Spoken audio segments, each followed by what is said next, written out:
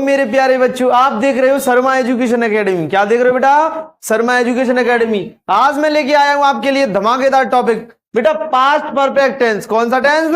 Past perfect tense. Past में तीसरे number का। कौन से नंबर का? पास्ट में तीसरे नंबर का। पहला हो गया पास्ट इंडेफिनिट, दूसरा हो गया पास्ट कंटिन्यूअस, तीसरा बेटा पास्ट परफेक्ट टेंस। परफेक्ट जैसे कि नाम से स्पष्ट है बेटा, पास्ट मतलब भूत, भूतकाल।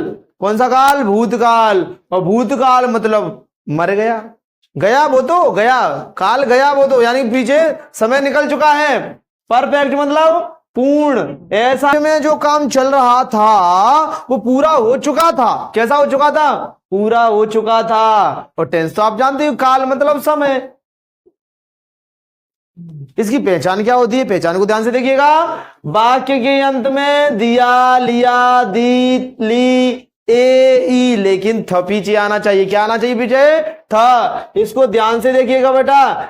दिया था, लिया था, दी थी, ली थी, ए था, ई थी, चुका था, चुकी थी, चुके थे। ये तो हम जानते ही हैं, परफेक्ट में चुका तो आता ही है। लेकिन भाई साहब ये था को ना भूलें, अगर था आएगा तभी वो पास्ट टेंस होगा। इसमें पास्ट टेंस में चुका था, चुकी थी, चुके थे तो हमें याद है, लेकिन बेटा दिया था, लिया था, दी थी, ली थी, ये थे, ई थी, ये भी आता है। इसको ना भूलें। ध्यान से देखिएगा। अगर आपको अफर्मेटिव आता है, पास्ट का अफर्मेटिव आता है, तो आप सभी इसके 6 टाइप होते हैं, उनको भी ट्रांसलेट अच्छे से कर पाओगे। ध्यान से देखिए। सी बेटा, लुक एट देयर सब्जेक्ट। इसका पहला स्ट्रक्चर होता है अफर्मेटिव का बेटा, सकारात्मक अफर्मेटिव होता है बेटा। साधारण वाक्य इसके क्या होता है बेटा? सब्जेक्ट होता है,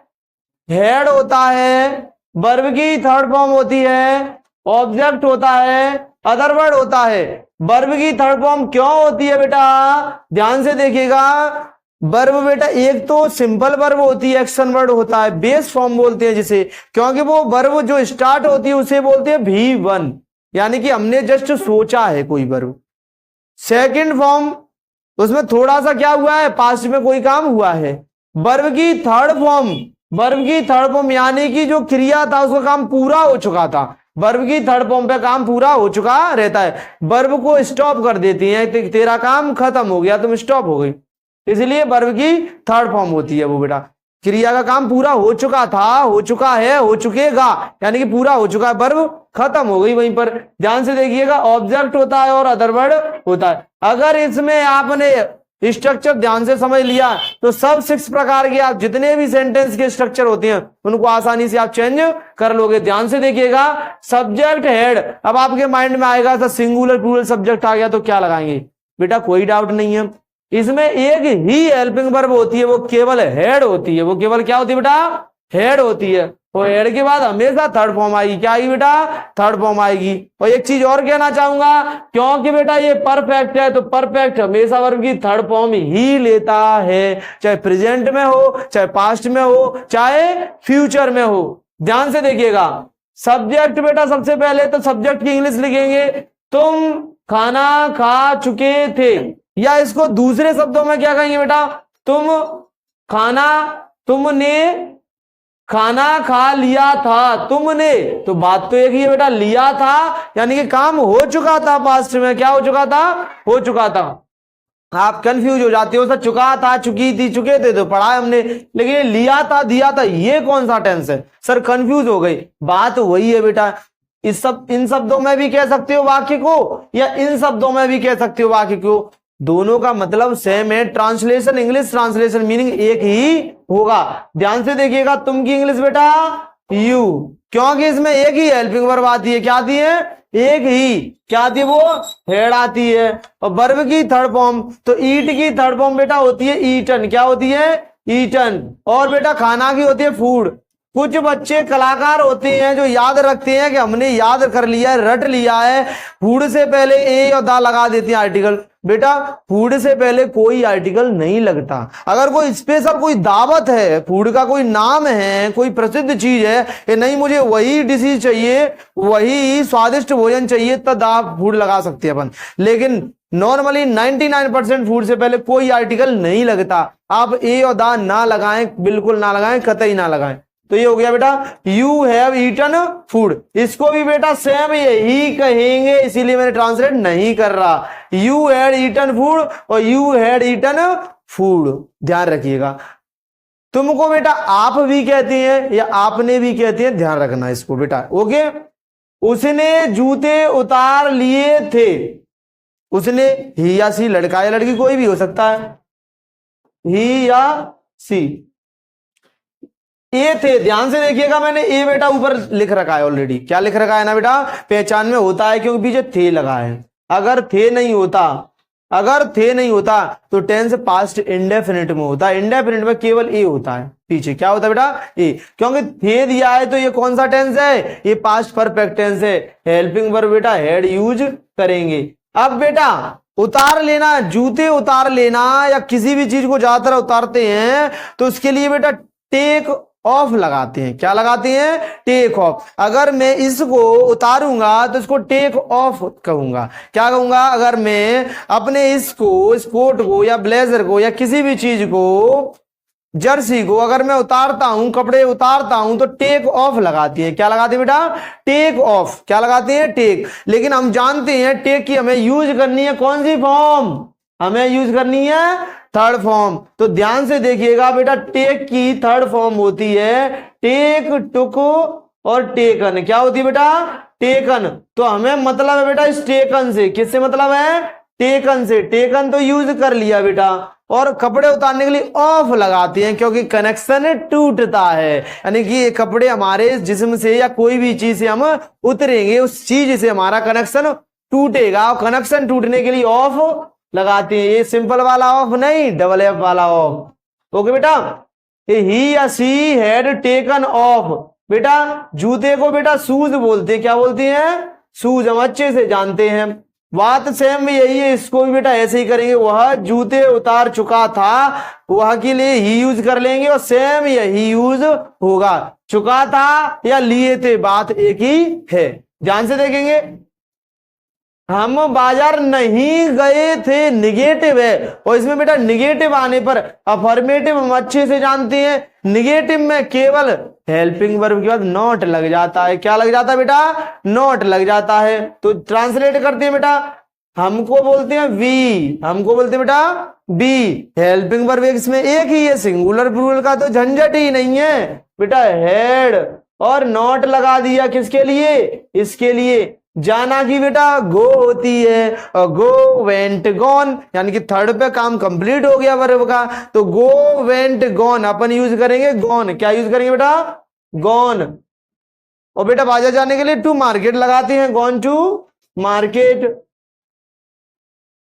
बेटा ये आपका सेकंड टाइप है। कौन सा टाइप है बेटा, सेकंड टाइप, निगेटिव वाला। अब थर्ड टाइप का देखते हैं। थर्ड टाइप आता है बेटा इंटेरोगेटिव। कौन सा आता है, इंटेरोगेटिव। और इंटेरोगेटिव में मैं आपको प्रेजेंट टेंस में, पिछले टेंस में पढ़ा चुका हूं कि हेल्पिंग वर्ब पहले आता है। और क्यों आता है हेल्पिंग वर्ब, क्योंकि उसमें क्या दिया रहता है। क्या दिया रहता है बेटा, क्या दिया रहता है। तो क्या इसमें दिया है। अब आप कहोगे क्या के लिए वोट लगा, नहीं बेटा, टेंस पहचानो। टेंस अपना कौन सा बेटा, ध्यान से देखिए, टेंस अपना परफेक्ट, पास्ट परफेक्ट। और पास्ट परफेक्ट के लिए अगर क्या आ रहा है तो एक ही हेल्पिंग वर्ब होती है, वो है बेटा हेड। क्या होगी बेटा, हेड। मोहन घर गया था तो head Mohan, head Mohan. Third form जाने की, गो वेंट गॉन, गॉन। घर के लिए गॉन टू होम नहीं लगाते, टू यूज नहीं करते। क्या यूज करेंगे बेटा, एट होम। क्या यूज करेंगे, एट होम। ओके बेटा, और क्वेश्चन मार्क को लगाना ना भूलें। इंटेरोगेटिव है तो क्वेश्चन मार्क लगाना अवश्य याद रखें। ध्यान से देखिए बेटा, ये हो गया head Mohan gone at home. बेटा इंटेरोगेटिव के बाद हमें याद होना चाहिए कि तीसरे के बाद चौथा यानी फोर्थ नंबर का इंटेरोगेटिव निगेटिव आता है। क्या आता है बेटा, इंटेरोगेटिव निगेटिव। तो उसमें बेटा केवल नहीं जोड़ देती। क्या जोड़ देती है, नहीं। क्या मोहन घर नहीं गया था, तो नहीं आ गया तो नॉट आएगा। क्या आएगा, नॉट। और नॉट हमेशा कहां आता है, सिंपल वाले में अगर नॉट निगेटिव करेंगे। इसको देखो बेटा, इस वाले को ध्यान से, कहां आया था, हेल्पिंग वर्ब के बाद। कहाँ आया था? हेल्पिंग वर्ब के बाद। लेकिन इसकी हेल्पिंग वर्ब यहां तो आगे आ गई। कहाँ आ गई बेटा? पहले आ गई। और नॉट तो लगना है, तो नॉट लगता है बेटा, ध्यान से देखिएगा, सब्जेक्ट के बाद। कहाँ लगता है? सब्जेक्ट के बाद। तो नॉट लगेगी बेटा यहां, head Mohan not gone eight market. तो ये बेटा ये 4 वाला हो गया। अब आता है बेटा 5 वाला, ध्यान से देखिएगा 5 वाला। वे मेरे घर पर क्यों, वे मेरे घर पर क्यों गए थे। अगर WH वर्ड है तो क्यों की अंग्रेजी पहले लगाएंगे वाई, और वाई आने पर हेड लगेगी टेंस के अकॉर्डिंग, हेड। वे की इंग्लिश बेटा क्या होती है? दे। और जाना की इंग्लिश क्या होती है बेटा? यहां से स्ट्रक्चर वही है, सब्जेक्ट के बाद स्ट्रक्चर तो वही है बेटा। ये सब तो अपन पहले लगा चुके हैं, ये सारी चीज हो चुकी। अब क्या लगाएंगे बेटा? वर्ब। वर्ब आ गई, सब्जेक्ट के बाद क्या लगेगी बेटा? वर्ब। वर्ब हो गई, दे के बाद गॉन। जाने की क्या होगी बेटा? थर्ड फॉर्म ही यूज करेंगे। कौन सी यूज करेंगे?